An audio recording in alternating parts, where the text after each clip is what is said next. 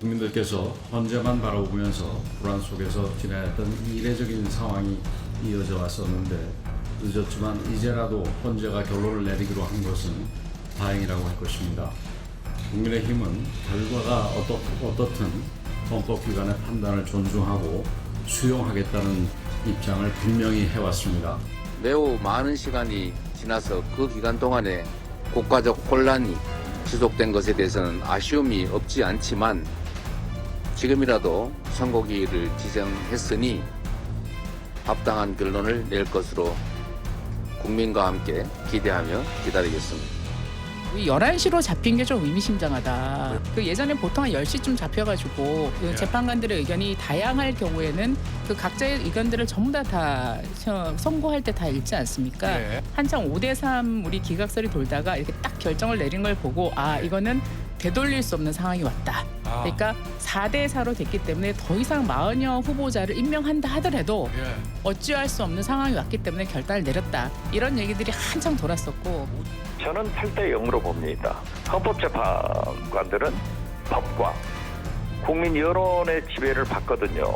탄핵 지지, 정권적 교체 지지, 이재명 지지 이게 삼박자로 상승하고 있어서 저는 헌법재판소에서 결론 내기가 굉장히 쉬워졌다.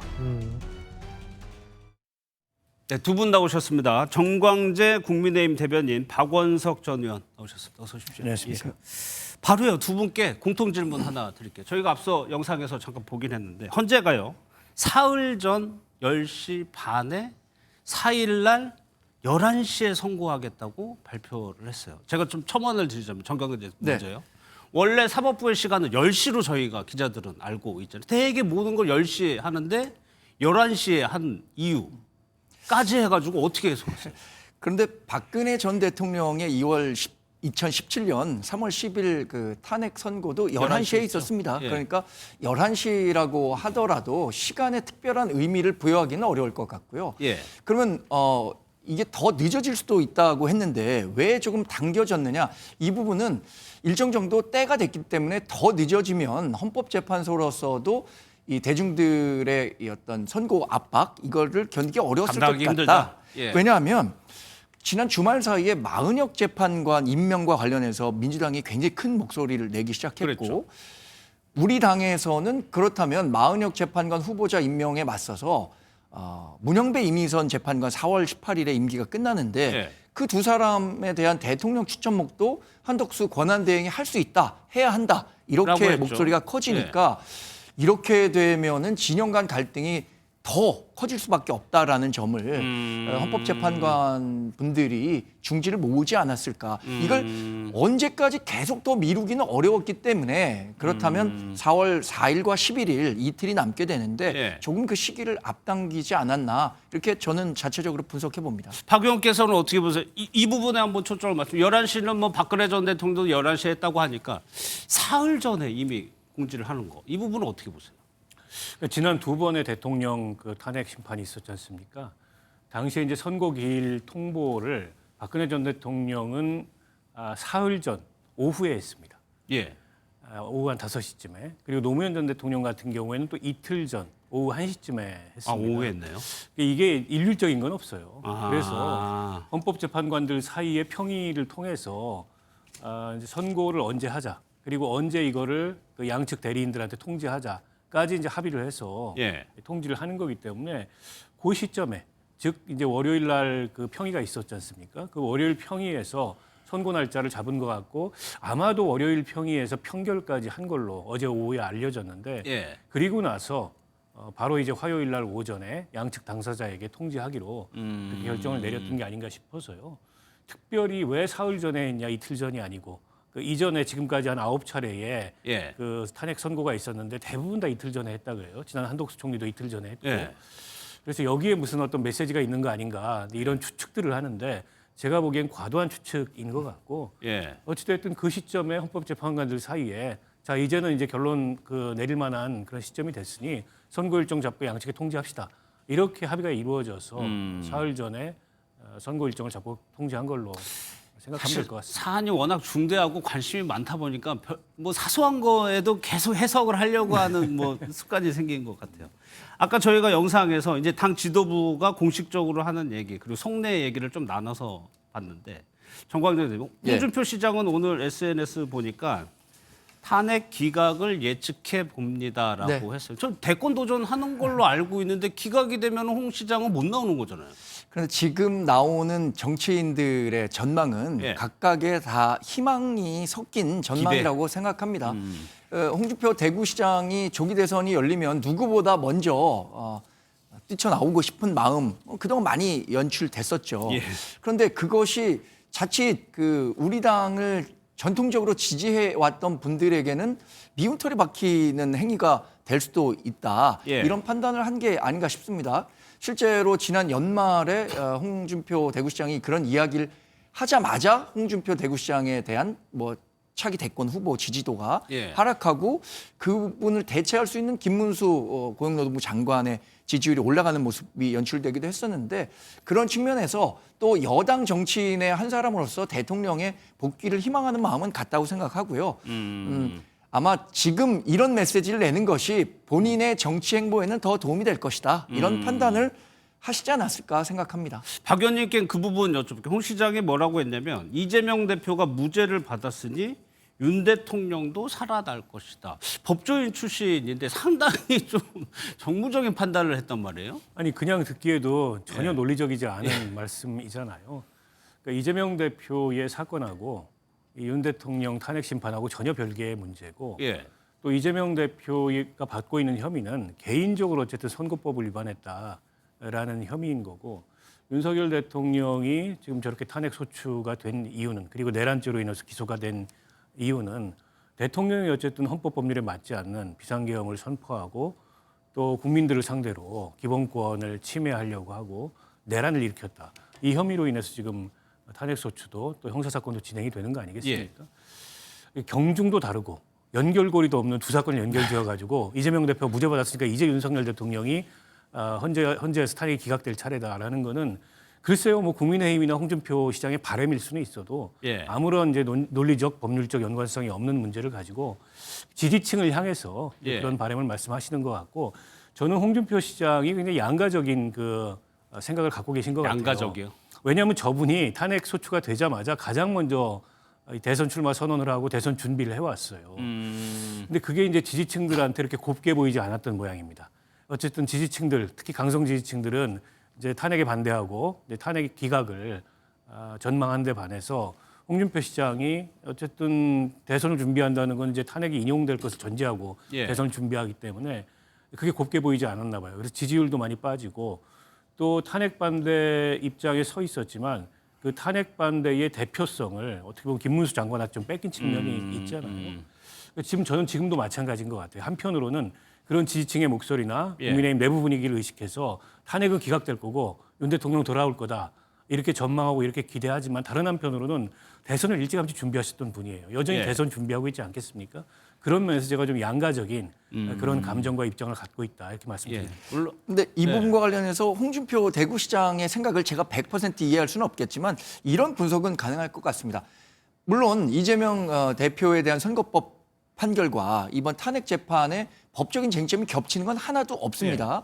그런데 헌법재판소가 갖는 사법적인 시스템 내에서의 판결도 중요하지만 헌법재판소가 다분히 정치적 판결에서 자유로울 수 없다라는 측면을 고려한다면 우리 당을 지지하는 사람들 또 대통령 탄핵에 반대하는 사람들의 목소리가 커질수록 이 정치적 후견주의를 갖고 있는 그러니까 우리 보수 성향의 헌법재판관 분들이 그러한 의지를 반영할 수밖에 없는 판결을 내리지 않겠느냐. 이런 쪽으로 생각한다면 이게 법적이 아니라 정치적으로는 그런 해석이 조금 가능할 수도 있겠죠. 뭐 물론 SNS라는 것이 길게 글을 쓸 수 없기 때문에 그런 특성으로 축약해서 뭐 표현한 측면도 있는 것 같습니다. 그런데 조금 우려되는 거는 정치권의 발언이 헌재 선고 기일이 잡히고 나서도 오히려 더 격해지는 것 같습니다. 좀 우려스러운 대목인데 그 내용 먼저 듣고 이어가도록 하겠습니다. 우리가 제주 4.3 사건이나 또는 광주 5.18 상황을 굳이 상기하지 않더라도 다시 윤석열이 복귀하는 것은 곧 제2의 계엄을 의미하는 것일 테고 우리 국민들은 저항할 것이고 충돌은 피할 수 없을 것입니다. 엄청난 유혈 사태를 대체 어떻게 감당할 수 있겠습니까? 저는 아주 고약한 발언이다. 일종의 유혈 사태를 선동하는 것 같은 발언이다. 본인들이 원하는 결과가 나오지 않았을 때는 유혈 사태를 각오하는 일종의 폭동을 해라 하는 일종의 내란 선동이라고 볼 수 있는 발언이라고.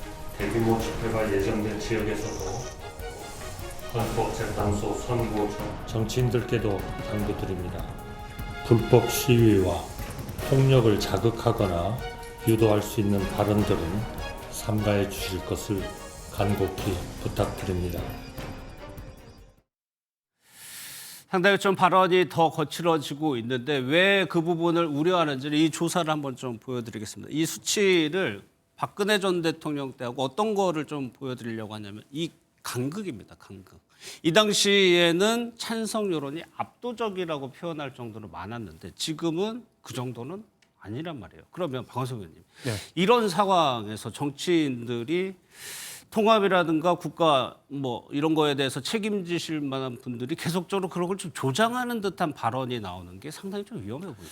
그러니까 박근혜 전 대통령 탄핵 때하고 비교를 하자면 그러니까 탄핵 찬반에 그때도 찬반은 있었지만 예. 강도랄까요? 이런 게 지금이 훨씬 더 강도가 높고 양측으로 결집이 이루어지다 보니까 좀 더 격렬한 양상을 띠는 것 같습니다. 그 정치권의 대립 양상도 마찬가지죠. 예. 당시에는 박근혜 대통령 탄핵에 당시 박근혜 대통령이 소속돼 있던 정당의 의원들이 상당수 찬성을 했습니다. 그렇죠. 그로 인해서 결과적으로 분당까지 이루어졌거든요. 그에 비하면 탄핵에 찬성했던 국민의힘 의원들은 매우 소수고 그마저도 매우 위축돼 있는 데다가 다수의 국민의힘 의원들은 지금도 헌법재판소 앞에서 탄핵은 기각각하돼야 된다. 이렇게 얘기를 하고 있어요. 이제 지난 이 박근혜 대통령 탄핵과 비교했을 때 많이 달라진 양상이고 그렇다 보니까 정치인들의 메시지 발언의 수위 이런 것도 좀 강해지는 측면이 있는데 어찌됐건 헌법재판소가 결정을 내리게 되면 예. 또 지금 이렇게 갈라진 이제 국민의 여론이나 국론을 통합하기 위해서 노력을 해야 되는 게 그렇죠. 양당뿐만 아니라 정치권 모두의 공통된 과제이거든요. 근데 그런 점을 저는 특히 이제 정치 지도자들이 의식하면서 예. 이제는 좀 이런 분열보다는 통합을 의식한 그런 발언과 메시지 노력을 해야 될 때다라고 생각을 하고요. 다만 아직 결정이 안 났기 때문에 결정이 나기 전까지는 최대한의 수위로 또 이제 지지층들이 이걸 지켜보고 있다고 생각을 하니까 예. 요즘에 그 지지층들의 시선을 무시하지 못하잖아요. 예. 그런 측면이 있는 것 같아요. 그러나 결정은 어째서 4월 4일 날 오전 11시에 납니다. 11시에 나고 나면 그걸 받아들이지 않는 방법이 없어요. 이게 단심입니다. 예, 법률적으로는 불복의 수단이 예. 없어요. 그리고 여론도 초기에는 양쪽으로 갈라지긴 할 텐데 그러나 이게 현실이 되고 조기 대선이 현실이 된다면 다음 단계를 향해서 나아갈 수밖에 없는 게 또 이 제도 정치에 참여하고 있는 사람들의 말하자면 이제 운명이고 역할이거든요. 그런 점을 좀 염두에 둬야 된다 이렇게 생각합니다. 정 대변인께서는 그런 기대와 당위가 있는 네. 거죠. 선거가 딱 나면 그다음부터는 다시 좀 하나로 될 수 있는 정치인들이 그런 목소리를 낼까요? 당연히 그래야 하는데 예. 사실 정치의 영역은 가장 집중해야 할 것은 갈등을 잘 조정하는 겁니다. 예. 그런데 지금은 갈등을 조장하는 방식으로 본인들을 지지하는 사람들만 보고 하는 정치가 너무 광범위하게 이루어지다 보니까 정치 본연의 역할이 굉장히 축소됐다는 측면에서 현실 정치인의 한 사람으로서 대단히 반성할 부분이라고 생각합니다. 예. 저는 특히 이재명 대표 같은 정말 어쩌면 의회 권력의 정점에 있는 분이 이렇게 갈등을 조장하고 이 판결에 불복한다는 듯한 뉘앙스의 메시지를 자꾸 내는 것이 대단히 우려스럽다고 생각합니다. 예. 이것이 전한길 한국사 강사가 얘기하는 저항해야 한다는 것과 이재명 민주당 대표 특히 국회 내에 제1당의 대표로서 얘기하는 것과는 의미가 상당히 큰 차이가 있다고 생각하는데 예. 승복과 관련한 메시지를 이재명 대표가 물론 여러 차례 얘기했다고 하지만 더 간결한 메시지로 이야기할 필요가 있다고 생각하고요. 예. 우리 당도 이미 여러 차례 승복과 관련한 메시지를 냈고 정말로 우리 87 헌법 체제 내에서는 헌법재판소를 넘어선 더 이상의 갈등 중재자가 존재하지 않거든요. 그러면 헌재 판결에 무조건 승복하려는 성숙된 시민의식이 반드시 필요하다고 예. 생각합니다. 관련해서요, 이재명 대표에게 이 부분을 기자들이 좀 물어봤고 대답을 한 게 있다고 합니다. 그 영상을 좀 보겠습니다. 채널A에서 헌재 결정에 당연히 승복한다고 하셨거든요. 이 입장 여전히 변함없다고 보면 될까요? 승복은 윤석열이 하는 겁니다. 짧습니다. 박 의원님, 글쎄요, 뭐 이재명 대표도 그렇고 윤석열 대통령도 그래야 되는 거겠죠? 그러니까 이게 헌법재판소의 탄핵 심판이라는 게 일종의 징계 재판입니다. 예. 잘못한 사람이 있기 때문에 이제 징계 재판이 열린 거고 그 징계 재판의 결과가 나오면 그에 대해서 승복해야 될 사람은 잘못한 사람입니다. 때문에 그 징계에 회부된 사람이 잘못 승복 선언을 해야 되는데 국민의힘 지도부가 이제 승복하겠다 이런 말씀들을 하시는데 좋습니다. 이게 이제 단심제고 법률적으로 불복의 방법이 없다고 제가 말씀을 드렸고 그거는 뭐 민주당이고 국민의힘이건 예외가 아닙니다. 그러나 정작 이 재판에 승복해야 될 당사자는 입을 다물고 있어요. 그리고 결론이 나기 전까지 승복 여부에 관해서 말하지 않겠다. 이렇게 대리인단을 통해서 얘기하고 있거든요. 그 얘기는 다시 말하면 본인이 원하지 않는 결과가 나왔을 때 승복하지 않을 수 있다는 점을 시사하는 거거든요. 그래서 대한민국의 헌법재판소의 그 탄핵 심판 결과에 대해서 가장 먼저 승복을 얘기해야 될 사람은 윤석열 대통령이다. 이 얘기를 이재명 대표가 저는 강조한 거라고 보고 예. 지금 국민의힘에서는 이제 민주당 그 지도부나 민주당 의원들을 향해서 왜 공식적이고 공개적으로 승복 선언을 하지 않느냐? 아니 윤석열 대통령이 이 징계 재판의 당사자가 승복 얘기를 하지 않는데 예. 왜 피해를 입은 국민들이 승복을 먼저 얘기해야 되느냐라는 상식적인 반론을 저는 하고 있다고 생각합니다. 알겠습니다. 오늘 한덕수 대행도 좀 헌재를 자극하는 발언을 정치인들이 좀 자제해달라고 얘기를 했죠. 다음 거는 아예 기각이 됐을 때, 인용이 됐을 때 앞으로 우리 전국이 어떻게 흘러갈지를 한번 각각을 나눠가지고 한번 예상을 해보고 싶은데 정광재 대변인께서 먼저 본인의 생각 말고 만약에 기각이 됐다라고 하면 네. 윤석열 대통령은 직무에 바로 복귀를 네. 하게 된단 맞습니다. 말이에요. 그럼 네. 그 이후에 펼쳐질 상황은 어떤 것들이 좀 있을까요? 기각으로 대통령이 즉시 직무에 복귀하게 되면요. 본인이 최후 변론에서 얘기했던 일들을 약속을 충실히 이행해야 한다고 생각합니다. 개헌이요? 본인이 어떤 얘기를 했냐면 정치 개혁과 개헌을 통해서 87 체제를 더 완성도 높게 마련해 나가겠다. 이렇게 얘기를 했습니다. 그리고 본인의 임기를 포함한 개헌을 얘기했거든요. 그렇다면 우리가 흔히 사람들 비판할 때 이런 얘기 하잖아요. 화장실 갈 때와 나올 때 다르다. 나올 때 달라지면 안 되는 거거든요. 저는 기각이 되면 윤석열 대통령이 약속했었던 것. 이거 일종의 최후 변론에서 대국민 약속을 한 셈인데 자신의 임기를 포함한 개헌을 충실히 야당과 협의해서 그 시기가 언제가 될지는 모르겠지만 아무리 늦어도 뭐 많은 사람들은 내년도에 있을 지방선거까지는 개헌이 이루어져야 한다라고 얘기를 하니까 여당과 야당 또 대통령이 직무에 복귀한 이후에 충실하게 개헌 논의를 해서 보다 나은 헌법 시스템을 만들고 정치를 개혁하는데 자신의 마지막 소임을 다해야 한다 이렇게 기대하고 있습니다. 그럼 박 의원께서 보시기에 만약에 이제 기각이나 각하가 돼서 복귀를 했을 때 윤석열 대통령의 행보가요 적극적인 행보를 보일까요? 아니면은 약간 좀 소극적인 행보, 임기 단축도 있고 하니까 그렇게 될까요? 뭐 기각 각하를 별로 예상하고 싶지 않은데요. 우리 정광재 대변인은 그 헌법재판소 최우진 유술에서 약속한 사항을 이행하지 않겠냐 이렇게 전망하셨는데 윤석열 대통령이 말 따라 행동 따르고 한두 번이 아니었습니다. 때문에 그런 말을 했다 그래서 그걸 반드시 지키리라 이렇게 기대하기가 좀 어렵고요. 개헌은 고사하고 계엄이나 다시 안 했으면 좋겠다라는 생각인데요. 저는 복귀한다면은 가장 우선적으로 개각을 할 가능성이 높다고 봅니다. 국무위원들 중에 이 헌재 탄핵 심판 과정에서 본인 편을 들지 않았던 그렇죠. 한덕수 총리부터 포함해서 인사권이 있지 않습니까? 당연히 저는 전면 개각에 나설 거라고 보고 그다음에 당도 좀 손봐야 되겠죠. 어쨌든 당도 본인을 온몸으로 나서서 막지 않은 의원들도 상당수 있고 그게 이렇게 마땅치 않다. 권성동 원내대표하고 권영세 비대위원장이 접견 갔을 때 뭐 개인적으로 자격으로 오신 거냐 이렇게 물어봤다는 후문도 있지 않습니까?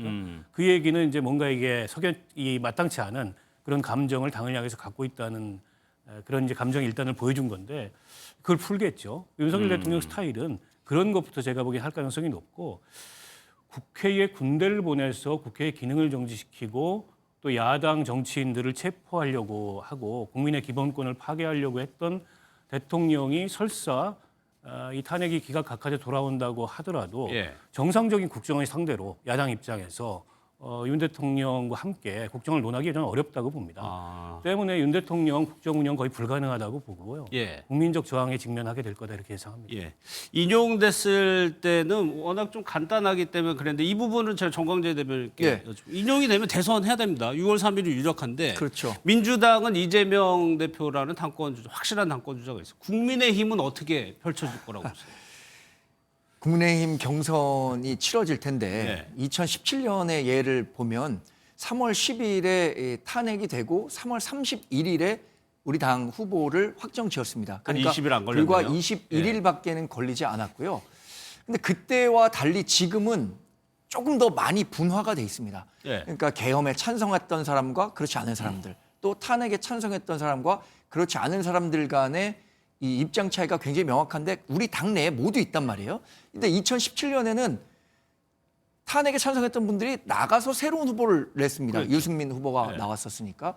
그렇기 때문에 경선이 훨씬 더 치열하게 치러질 가능성이 있다고 생각합니다.